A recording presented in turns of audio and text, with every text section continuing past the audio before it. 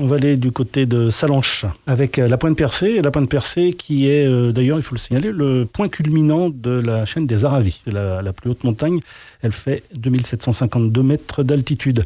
Alors, la Pointe Percée, l'origine de son nom est très, très simple. Pointe Percée, simplement parce qu'il y a un trou en haut, naturel d'ailleurs, ce qui lui a donné son nom à Pointe Percée. Alors, elle n'est pas la seule dans ce cas-là. On trouve une aiguille percée dans les Alpes-Grès.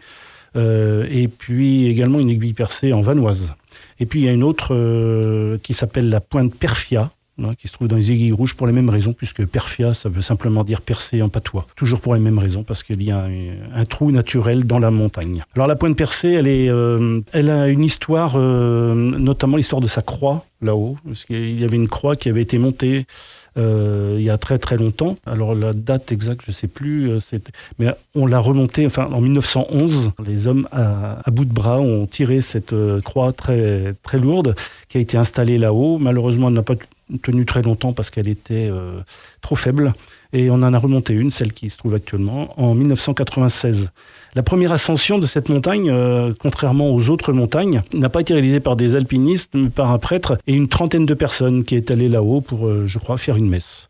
Et là, on était en 1822 pour la Pointe Percée, donc qui se trouve à Sallanches, qui ne s'est pas toujours appelée comme ça, puisque autrefois, en 1849, elle s'appelait la Pointe du Château. Alors un château, pour rappel, ce n'est pas du tout parce qu'on trouvait un château, mais simplement château est une modification du chat, qui veut dire simplement sommet rocheux en patois savoyard.